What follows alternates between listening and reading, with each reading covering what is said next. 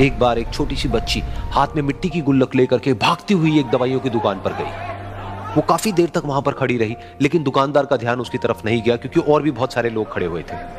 उसने दुकानदार को कई बार बुलाया, लेकिन वहां पर भीड़ इतनी थी कि दुकानदार का ध्यान उसकी तरफ गया ही नहीं।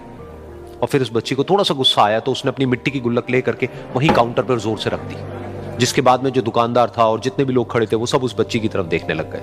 और फिर उस दुकानदार ने उस बच्ची से पूछा, बेटे आपको क्या चाहिए? तो वो बड़े ही भोलेपन से बोली कि मुझे एक चमत्कार चाहिए। ये सुनकर के दुकानदार को कुछ समझ नहीं आया, ना ही वहां पर जो लोग थे उनको कुछ समझ में आया, और सब उसकी तरफ देखने लग गए। फिर दुकानदार ने बोला, बेटे चमत्कार तो यहाँ पर नहीं मिलता है। तो बच्ची को लगा कि वो उससे झूठ बोल रहा है, तो बच्ची ने कहा कि मेरी गुल्लक में बहुत पैसे हैं, आप बताओ आपको कितने पैसे चाहिए, लेकिन मैं आज यहां से चमत्कार लेकर के ही जाऊंगी। तो वहीं काउंटर पे एक और आदमी खड़ा था, उसने उस बच्ची से पूछा कि बेटे क्यों चाहिए तुमको चमत्कार?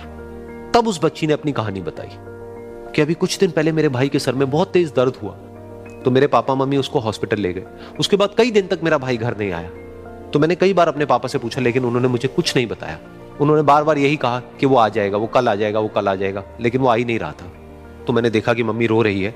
अब पापा मम्मी को कह रहे थे कि उसकी दवाइयों के लिए और उसके इलाज के लिए जितने पैसे चाहिए उतने मेरे पास में नहीं है, अब उसको कोई चमत्कार ही बचा सकता है। तब मुझे लगा कि अगर मेरे पापा के पास में इतने पैसे नहीं भी हैं तो क्या हुआ, मेरे पास में तो है। तो मैंने जितने भी पैसे जोड़ रखे हैं वो सारे लेकर के मैं इस दवाई की दुकान पर आई। फिर उस आदमी ने उस बच्ची से पूछा, कितने पैसे हैं तुम्हारे पास में? ये सुनते ही उस बच्ची ने अपनी गुल्लक उठाई, जमीन पर फेंकी और तोड़ दी और पैसे गिनने लग गई। बाकी सब लोग खड़े होकर के उसको देख रहे थे। थोड़ी देर बाद उसने सारे पैसे अपने हाथ में इकट्ठे किए और बोली, मेरे पास में पूरे 19 रुपए हैं।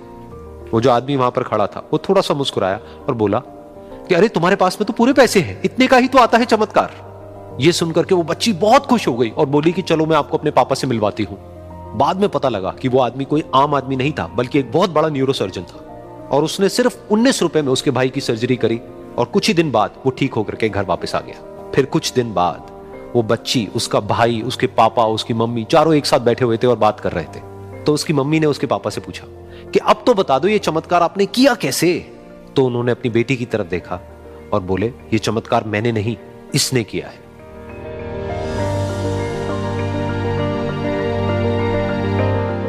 तो यहां पर एक बहुत बड़ी बात है जो हम उस छोटी सी बच्ची से सीख सकते हैं कि जिंदगी में कभी कभी ऐसा होता है कि हमको कोई रास्ता नजर नहीं आ रहा होता है और हम लोग हिम्मत हार जाते हैं। तब हमारे अंदर एक बच्चा होता है जो कोशिश करने से कभी भी पीछे नहीं हटता है।